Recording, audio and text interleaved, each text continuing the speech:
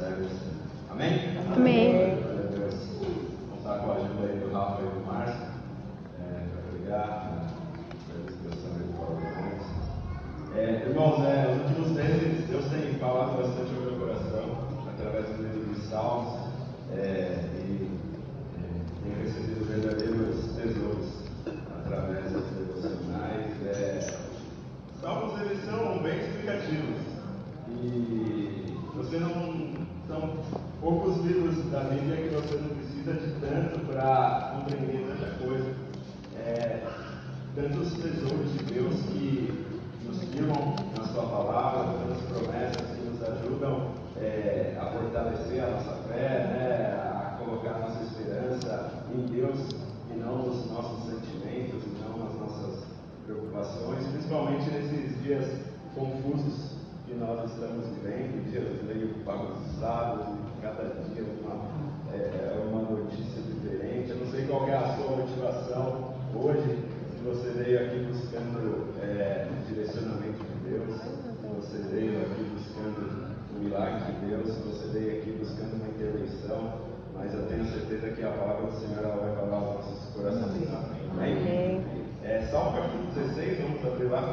Por favor.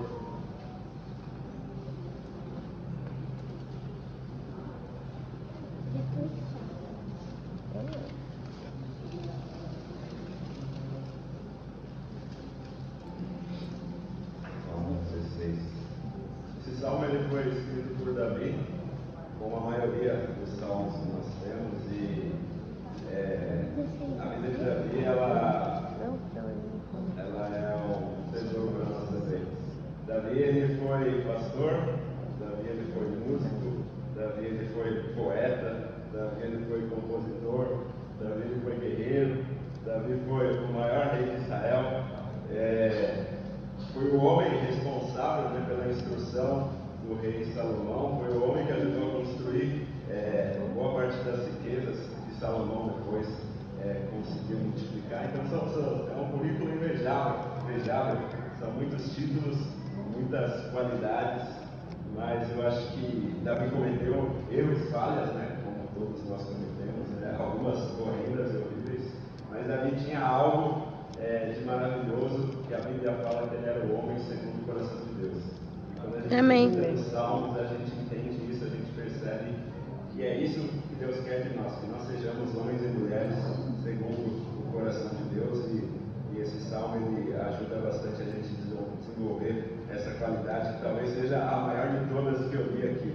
Se nós formos homens e mulheres segundo o coração de Deus, isso já vai agradar o coração do Pai. Amém? Amém. Esse Salmo 16 ele tem basicamente 3 importantes instruções e 3 importantes recompensas, Por isso que eu dei o título dessa ministração de instruções e recompensas do Salmo 16. Então nós vamos analisar os versos de maneira detida, e aí nós vamos desenvolvendo o nosso raciocínio em cada um desses versículos. Verso 1, acompanha aí comigo e também aqui na projeção, pode passar se você quiser. Diz assim: protege-me, ó Deus, pois em ti me refugio. Amém? Então, através desse versículo, a gente consegue extrair a primeira instrução de Davi para nós, que é fazer de Deus o nosso refúgio. E essa palavra refúgio ela é interessante porque vários salmos começam da mesma forma. O Salmo 27 de Davi começa assim, o Salmo 46 de Davi começa assim, o Salmo 90, que é um salmo de Moisés, que eu já tive o privilégio de ministrar aqui, também começa dessa forma. O Salmo 73 de Asaf começa do mesmo jeito. Então, são vários salmos diferentes, de autores diferentes, falando a mesma coisa. Ou seja, se Deus ele está insistindo em nos dizer algo, significa que isso é importante, significa que isso é relevante, principalmente para o nosso tempo, amém? Amém. Eu fiz uma pesquisa no Google, eu perguntei lá no Google, o Google agora está melhorzinho por conta da inteligência artificial, e aí eu joguei lá quantas vezes aparece a palavra refúgio na Bíblia, Ele trouxe a resposta que são cerca de 40 vezes a gente encontra essa expressão refúgio na Bíblia, ou seja, uma para cada, na verdade até mais, uma para cada dia do seu meio, né? Então é Deus nos chamando a atenção que nós precisamos encontrar refúgio nele. Amém? O que é o refúgio? O refúgio é um lugar de descanso, é um lugar de proteção, é um lugar de contemplação. Algumas versões elas vão usar a expressão confiança ou segurança, que também significam a mesma coisa. Então, é o contraponto de Deus para esses nossos dias que estão extremamente corridos. Essa semana eu ouvi uma pregação nesse sentido e isso me chamou muita atenção, talvez porque tenha tomado o meu coração, né? Deus ele nos chama para andarmos com Ele e não para corrermos com Ele, né? A Bíblia diz que Noé andava com Deus, né?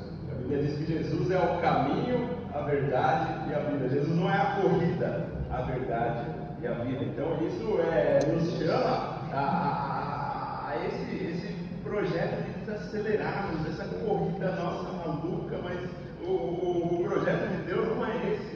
A nossa caminhada cristã, o próprio nome diz caminhada, né? Não é uma corrida, né? Então nós precisamos de alguma forma puxar o nosso freio de mão e desacelerar um pouco de toda essa nossa correria do dia a dia. Eu sei que isso é difícil, eu sei que isso é desafiador, porque nós temos tantas demandas, tantos afazeres, tantos compromissos, tantas tarefas. Talvez você que esteja aqui seja pai, seja avô, seja funcionário, seja empreendedor. É tanta coisa para a gente administrar, mas é o direcionamento de Deus para nós, amém? Amém.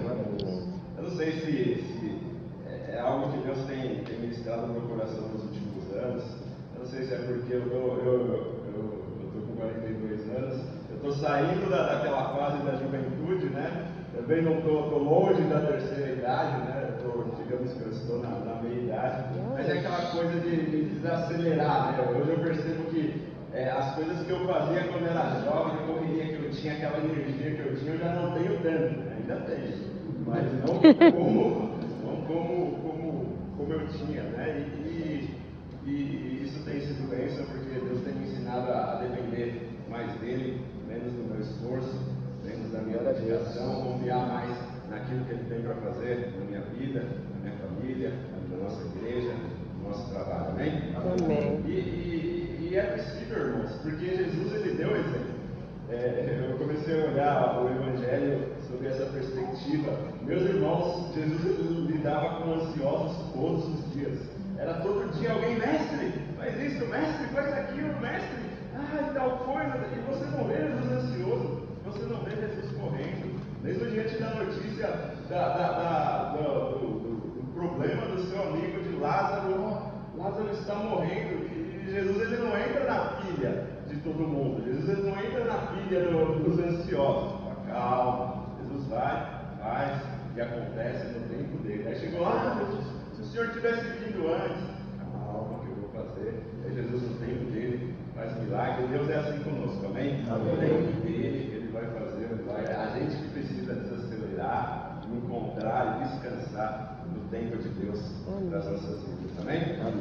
Encontrar o nosso descanso, o nosso ponto de refúgio, meus irmãos, nesses dias estranhos, de novo eu repito aqui, que a gente está vivendo, né? O nosso Brasil, infelizmente, a gente vive escândalos e escândalos de corrupção, escândalo do mensalão. Aí quando passa o mensalão, aí vem o Lava Jato. Aí quando passa a Lava Jato, agora tem os consignados do INSS. Aí passa os consignados do INSS, agora a gente tem as irregularidades do Banco Master. Muita gente aí que possivelmente tenha sofrido prejuízo por investimentos que foram camuflados, né? Domínio de facções criminosas, crises financeiras, diagnósticos desfavoráveis. É só Deus para nos proteger, e graças a Deus Ele nos protege, amém? Outros versículos que nos ajudam a reforçar essa verdade, pode passar, por favor. Salmo 37, de 1 a 5. Não se aborreça por causa dos homens maus, nem tenha inveja dos perversos, pois como um capim longe, logo secarão, como a relva verde, logo murcharão. Confie no Senhor e faça o bem, habite na terra e desfrute a fidelidade. Deleita-te no Senhor e Ele atenderá os desejos do seu coração, amém? Amém. Glória a Deus. Entregue seu caminho ao Senhor, confie nele e Ele agirá. Não se aborreça por causa dos homens maus, amém? isso ministrou bastante o meu coração. Pode passar, por favor. Salmo 46, de 1 a 3. Deus é o nosso refúgio, é a nossa fortaleza, auxílio sempre presente nas adversidades. Por isso não temeremos, ainda que a terra trema e os montes afundem no coração dos mares, ainda que as águas fujam e se agitem e os montes sejam sacudidos pela sua fúria. Não importa o que aconteça, meus irmãos, Deus, Ele é o nosso refúgio. Descanse nessa promessa. Glória a Deus. Amém. Segunda instrução, acompanhe comigo o verso 2. Fazer de Deus a nossa prioridade. Diz assim o verso 2 do Salmo 16: Ao Senhor declaro, Tu és o meu Senhor, não tenho bem nenhum além de Ti. Amém? Vamos colocar Deus em primeiro lugar. Esse é o primeiro mandamento. A gente sabe, né, de cabeça, mas o difícil é colocar isso em prática. Colocar Deus acima dos nossos pensamentos, acima dos nossos sentimentos, colocar a palavra dele acima dos nossos achismos, acima das nossas convicções. Esse é o desafio que a Bíblia nos propõe. Ou seja, falar que Deus é prioridade é fácil. Agora a gente precisa sempre fazer um filtro e olhar como que nós vamos fazer isso em cada área das nossas vidas. Esse é o grande desafio.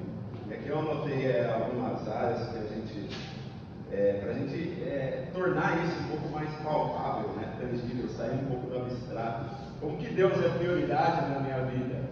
Aí eu preciso olhar para a minha agenda. Será que eu tenho gastado tempo suficiente na presença de Deus? Ou só estou me preocupando em buscar a Deus aos domingos, domingo à noite, né? Glória a Deus que vocês estão aqui, no domingo de manhã, né? Então isso revela que vocês têm Deus como prioridade no seu coração. Mas e ao longo da nossa semana, o que nós fazemos? Né? Nós oramos, nós dedicamos tempo à palavra de Deus, ou nós simplesmente buscamos a palavra de Deus no culto de domingo à noite? Então, a nossa agenda, ela denuncia se Deus é ou não prioridade em nossas vidas.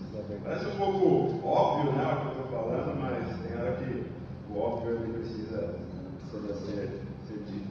Porque, meus irmãos, o diabo ele não está brincando. Todos os dias, a todo momento, a todo instante, ele vai criar formas e maneiras de roubar a glória de Deus. E se você não dedica tempo a ele, você está caindo na estratégia dele, você está caindo. Hoje nós somos roubados no nosso tempo e nós somos roubados na nossa mente. As ideologias que estão plantadas no nosso coração a todo momento tentando destruir os princípios e os valores de Deus para a nossa vida. Então, se nós não dedicarmos tempo a isso aqui, a ideologia de Deus para nós vamos ser roubados e Deus ele não vai ser prioridade. Amém? Amém. Outra maneira de colocar Deus como prioridade, através dos nossos sentidos. Então, aquilo que você tem ouvido agrada ou não no coração de Deus? A música que você tem colocado no seu carro ou na sua casa é uma música que edifica a sua vida ou é uma música que fala sobre qualquer outro tipo de coisa? Então, essas coisas elas também denunciam se Deus de fato é prioridade ou não. Gaste tempo ouvindo aquilo que edifica, uma boa pregação, um bom podcast.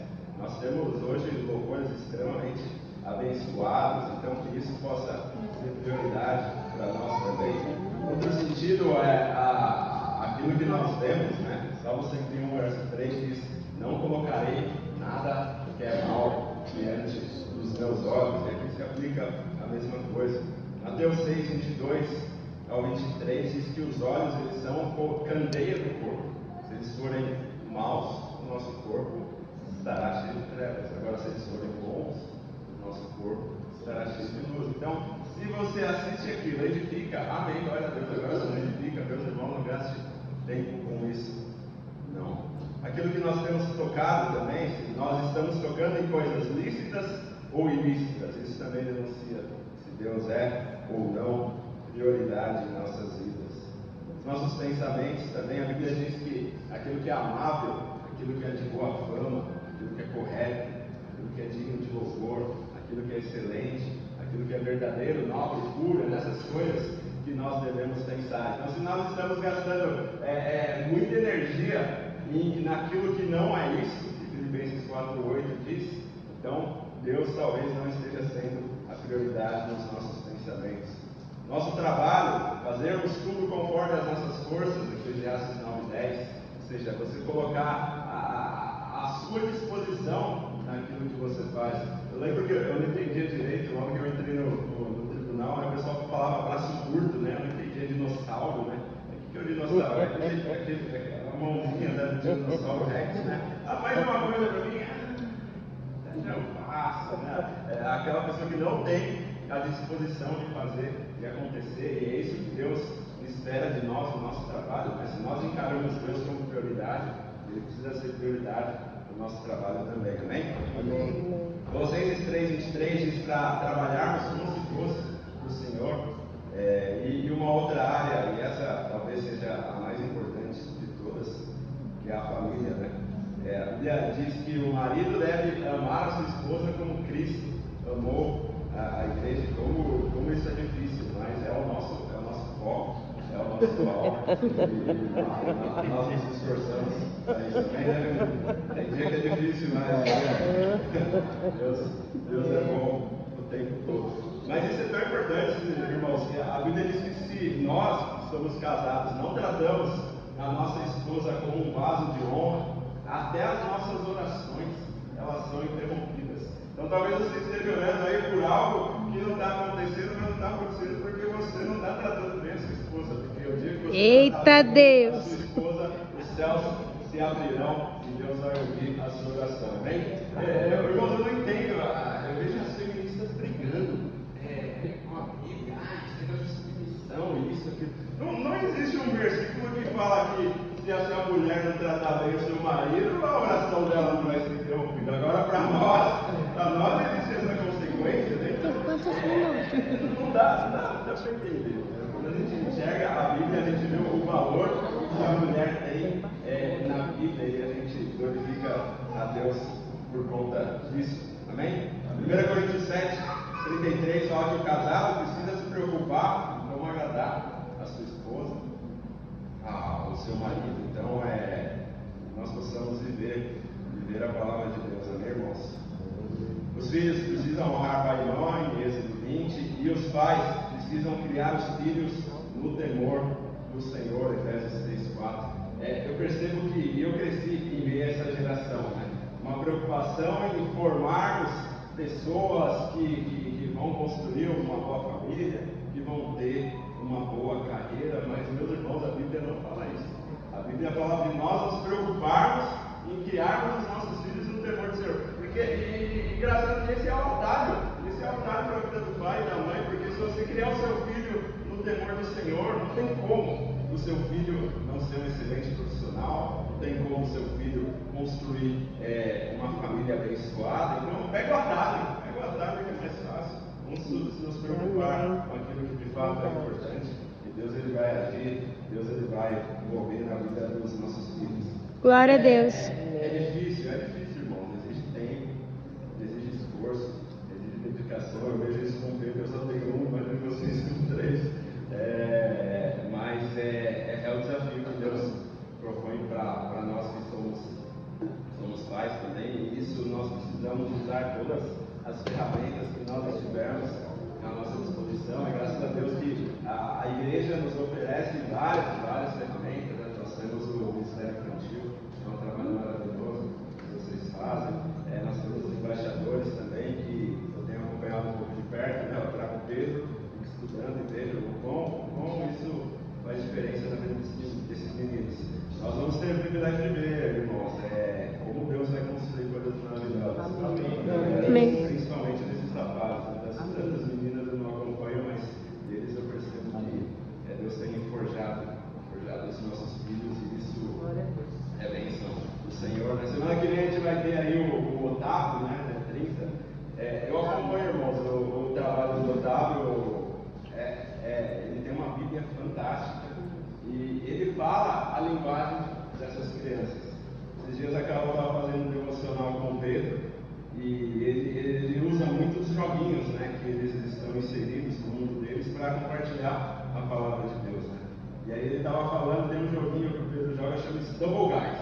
Acho que quase todas as crianças jogam. E aí é um joguinho de obstáculos, né? Então ele usa o jogo para falar dos obstáculos que a vida tem, e através do joguinho viu uma pregação sobre Jonas, que Jonas teve obstáculos, que ele desobedeceu, irmãos, e eles pegam, porque está no universo deles, falou do joguinho, aí fala da palavra de Deus. Então, se você conhece pais que têm crianças menores, tragam para o culto de domingo, no próximo domingo, porque eu creio que vai ser bênção na vida deles, amém?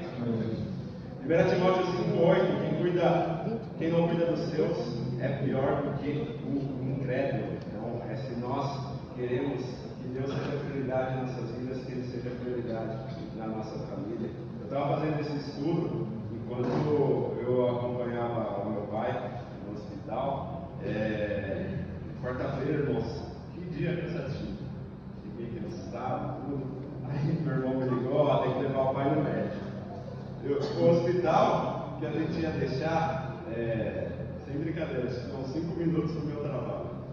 Aí eu respirei fundo, atravessei São Paulo inteira, peguei o meu pai aqui em Pirituba, voltei de novo lá no centro onde eu estava.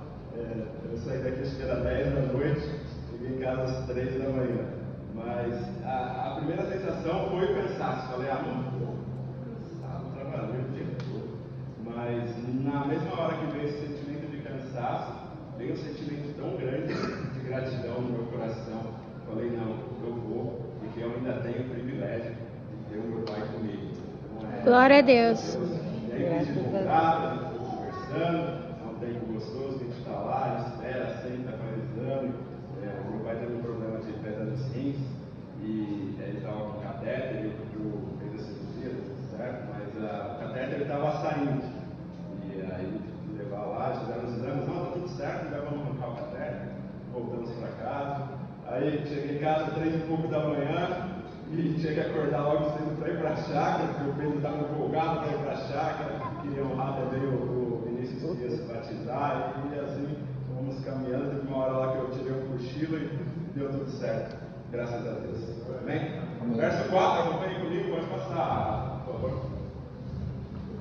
Grande será o sofrimento dos que correm atrás de outros deuses, não participarei dos seus sacrifícios de sangue dos meus lábios, nem mencionarão os seus nomes. O que isso nos ensina? Porque se Deus não for o primeiro lugar em nossas vidas, nós vamos entrar numa rota de sofrimento. Se o dinheiro estiver em primeiro lugar em nossas vidas, quando acabar o dinheiro, você vai sofrer. Se o seu relacionamento estiver em primeiro lugar na sua vida, quando acabar o seu relacionamento, você vai sofrer. Se qualquer outra coisa, o seu trabalho, estiver em primeiro lugar na sua vida, quando isso se for, nós entramos em rota de sofrimento. Agora, se Deus for o primeiro lugar em nossas vidas, apesar das nossas perdas, apesar das nossas derrotas, nós seremos supridos por Ele. Amém?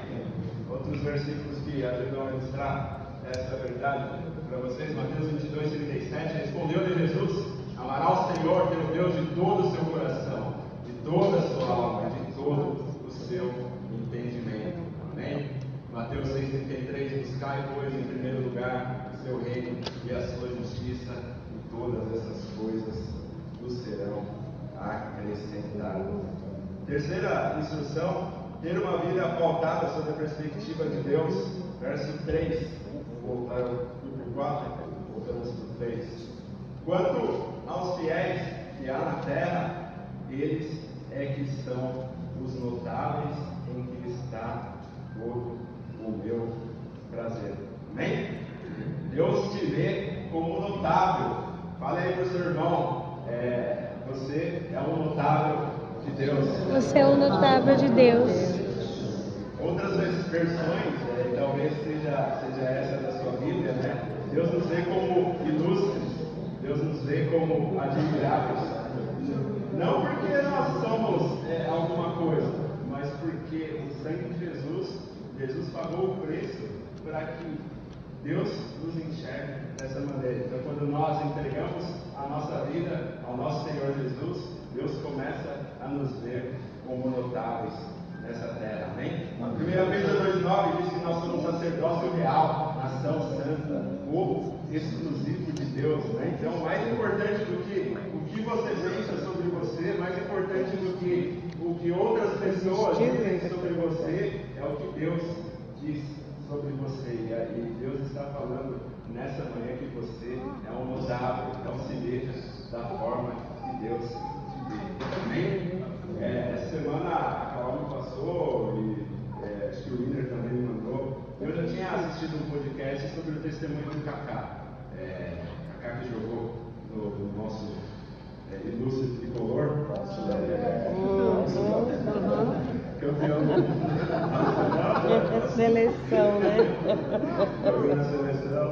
E ele fala que ele teve um grande momento de crise na carreira dele, né? Quando ele estava no auge. O Kaká foi uma das maiores, na sua época, a maior contratação do Real Madrid, né? Está fazendo no Google. Hoje ele é a quinta maior contratação em termos financeiros. E foi um dos clubes que ele jogou mal pra caramba.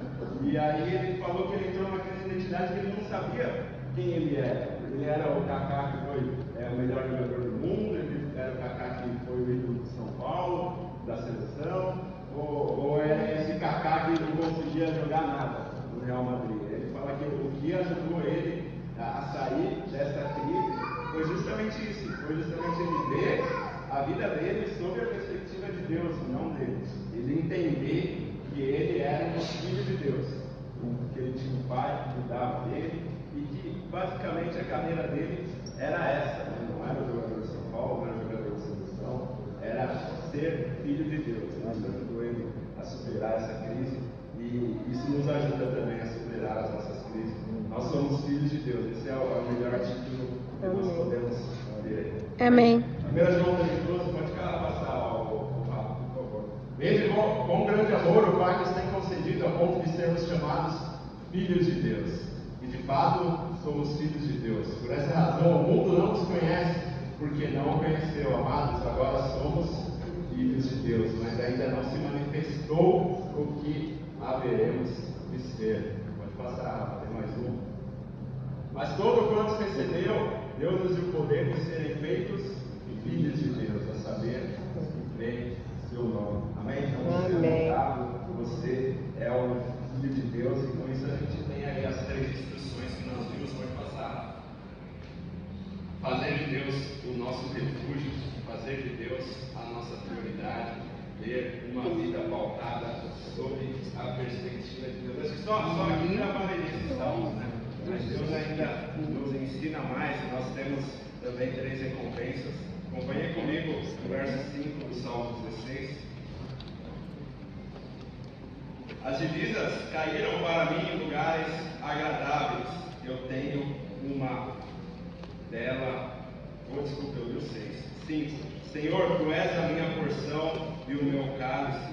És tu que garantes o meu futuro. Amém? Então não é o seu network, não é o seu relacionamento, não é a faculdade que você fez, não é o estudo que você teve, não é o seu emprego, não é o seu trabalho. Quem que garante o seu futuro? É Deus que garante. Então a gente precisa se agarrar nessas promessas com tanta força que não importa o que aconteça, não importa as circunstâncias tenham sido favoráveis para você na sua vida, no seu trabalho, na sua família. É Deus que vai garantir o seu futuro. Amém? Amém. Isso é a recompensa de Deus para as nossas vidas. Versos 3, agora sim. As divisas caíram para mim em lugares agradáveis. Tenho uma bela herança. Então, não bastasse Deus garantir o nosso futuro, Deus também nos promete uma bela herança. Fernando, mas eu tenho minhas dificuldades, tenho os meus problemas. Sim, eu também tenho, e todos nós temos. Jesus não nos enganou em relação a isso. No mundo nós teremos aflições, mas tenha bom ânimo, porque Jesus venceu o mundo. Nós teremos bênçãos e teremos aflições nessa terra. Bênçãos exclusivamente, irmãos, só na eternidade. Lá a gente não vai ter problema nenhum, só vai ser bênção. Mas enquanto você viver nessa terra, você vai ter que lidar com essa dualidade de receber bênçãos e também ter que administrar os problemas e as dificuldades. E por essa razão que essa eternidade é a nossa maior herança, e por isso que Deus diz para buscarmos as coisas lá do alto, né? Se preocuparmos sim, administrarmos o que nós temos, mas o nosso foco ele deve estar nas coisas que são lá do alto. Pode passar. Porque eu conheço os planos que tenho para vocês, diz o Senhor, planos de fazê-los prosperar e de não me causar dano, planos de dar-lhes esperança e um Futuro. passado. Além disso, em Cristo nós nos tornamos herdeiros de Deus, pois Ele nos predestinou conforme o seu plano e faz que tudo ocorra de acordo com a sua vontade. Então, além de termos um futuro, além de termos uma bela herança, Deus também tem para nós os seus conselhos e os seus ensinos. Verso 7, acompanhe comigo.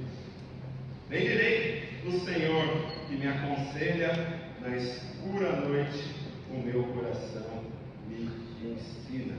As pessoas que são melhores remuneradas na nossa geração são as pessoas que detêm o conhecimento. Né? Então, você vai pagar caro uma consulta com um bom médico, você vai pagar caro uma consulta com um bom advogado, com um bom psiquiatra, com um bom psicólogo.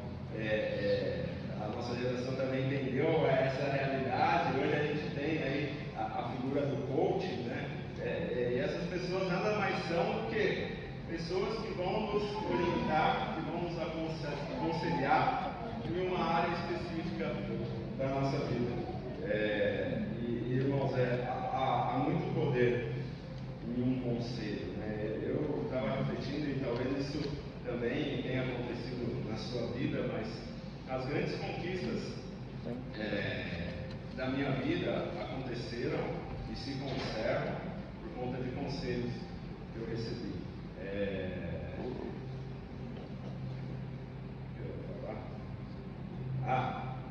Hoje eu trabalho no tribunal já há alguns anos, mas eu sempre sonhei em trabalhar com desembargadores, né? E hoje, se eu estou trabalhando com desembargadores, primeiro pela graça e pela misericórdia de Deus, mas eu lembro que eu recebi um conselho de um amigo de um amigo. Falou: Fernando, faz assim, envia o seu currículo assado, que dessa forma o seu currículo vai chegar na mesa do desembargador, e aí possivelmente tem uma vaga. Então, o meu trabalho ele se consolidou por conta de um conselho. A casa onde eu moro, ela veio por conta do conselho, e aí agradeço ao Ricardo, né? Eu lembro, irmãos, é bênção servir na igreja, é bênção servir no ministério. Olha as riquezas que Deus nos coloca.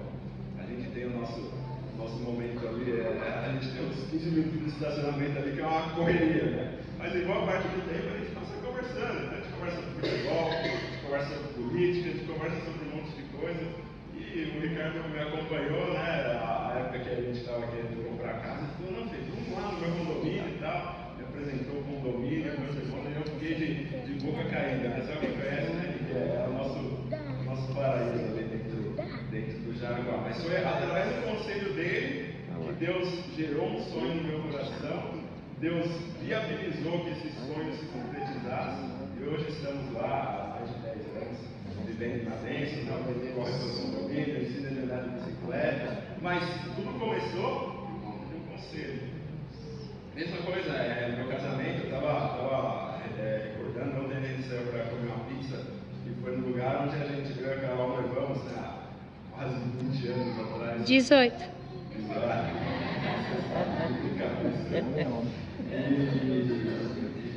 E eu estava lembrando do conselho, dos conselhos que eu recebi do meu pai, da minha mãe, até hoje eu lembro minha mãe, a gente sentado na mesa da cozinha, e minha mãe falando da importância do respeito no casamento, principalmente quando a paixão, aquela euforia toda, né? 20 anos atrás a gente casou, a gente tinha 20 e pouquinhos, né? A gente era bem novinho, mas ela e meu pai chamando a atenção para essa questão do respeito. E me recordo até hoje dos conselhos que recebi no altar, do apóstolo, falando sobre a importância da honra. Então são os conselhos que nós recebemos, eles vão nos direcionar, eles vão nos ajudar a administrar todas as bênçãos que nós recebemos e que ainda vamos receber, amém? O conselho é tão importante que Salomão, o homem mais sábio que já existiu, ele registra isso ao longo do livro de Provérbios, várias vezes. Separei aqui Provérbios 11:14, diz que na multidão de conselhos há segurança, e Provérbios 15:22, os planos são bem-sucedidos quando há muitos conselhos. Amém? Então, não bastasse na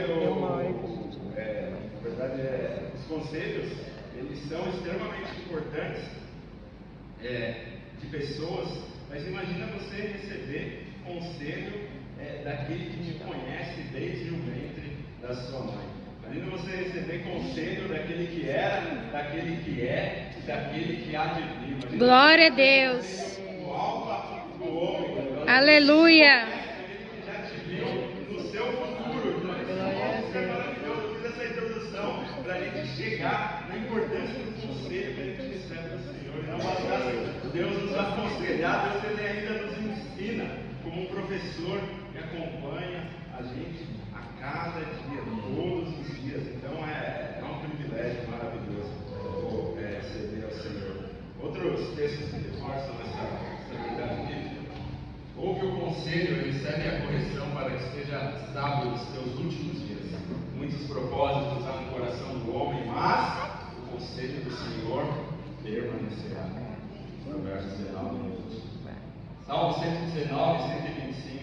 Sou teu servo, dai-me o quê? Entendimento, para que eu conheça os teus ensinamentos. Todo dia você tem que orar, Senhor, me ajuda a entender a sua palavra, me ajuda a alcançar profundidade naquilo que o Senhor tem para a minha vida. Terceira e última recompensa, e talvez não, com toda certeza, a mais importante de todas, que é a presença de Deus. Acompanha comigo, verso 8. Sempre tenho o Senhor diante de mim, com Ele à minha direita, não serei abalado. Irmãos, eu tenho aprendido bastante nessa minha função de ser pai.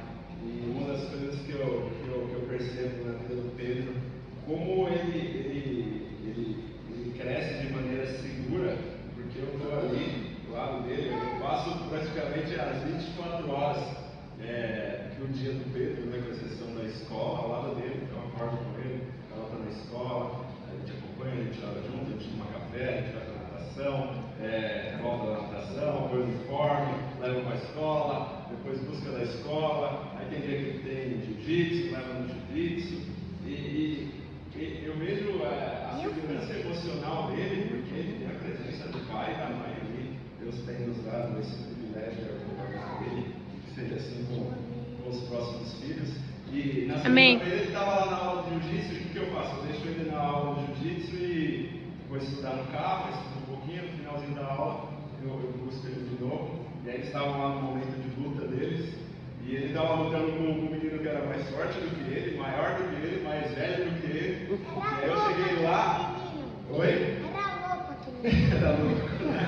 Mas é curioso que eu cheguei lá, meus irmãos, quando Pedro me viu, ele estava lá todo mobilizado, né? Aí a performance dele mudou completamente. Então ele viu o pai dele e falou: opa, meu pai está aí.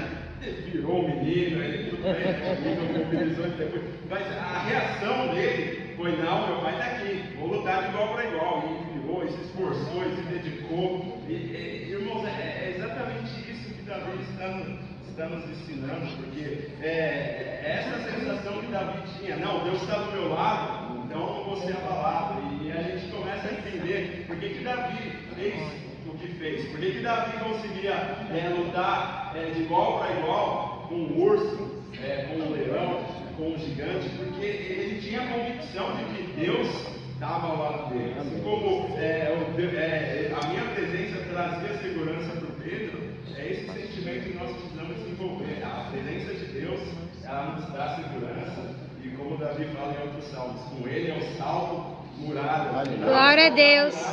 Mas com Deus nós conseguimos. Amém? Então essa a sensação. Deus é o nosso Pai. Jesus morreu na cruz por nós. Nós temos o Espírito Santo. Então nós não temos o que nos reclamar. Nós precisamos mudar o nosso foco, a nossa perspectiva, e entender que Deus está conosco. Amém. Estamos finalizando já. Vamos passar. Salmo 121, 5. O Senhor é quem te guarda. O Senhor é a tua sombra à tua direita. Mais um. Ide, portanto, fazei discípulos de todas as nações, batizando em nome do Pai, do Filho e do Espírito Santo, ensinando-os a guardar todas as coisas que eu vos tenho ordenado. E eis que estou convosco todos os dias, até a consumação dos séculos. Jesus está conosco, irmãos. Amém? Amém. Isso já é motivo de nos alegrarmos na presença dele. Então, por conta de tudo isso, a gente entende as declarações finais aí de Davi. Acompanhe comigo, verso 9 até o verso 11. Por isso o meu coração se alegra e no íntimo exulto, mesmo o meu corpo repousará tranquilo, porque tu não me abandonarás no sepulcro, nem permitirás que o teu santo sofra decomposição. Tu me farás conhecer a vereda da vida, a alegria plena da tua presença, eterno prazer à tua direita. Passa a aba, por favor. A gente tem aí as 3 recompensas do Salmo 16, um futuro garantido e uma bela herança, os conselhos e os ensinos de Deus, e o mais importante de todos, que é a presença de Deus. Então, irmãos, que Deus nos abençoe, que Deus nos ajude a viver essas instruções e essas recompensas do Salmo de Davi, que a gente possa seguir as instruções dele, fazer de Deus o nosso refúgio, fazer de Deus a nossa prioridade, ter uma vida pautada sobre a perspectiva de Deus e as recompensas dele, o futuro garantido, uma bela herança, os conselhos e os ensinos e a presença do Senhor. Vamos ficar. Amém.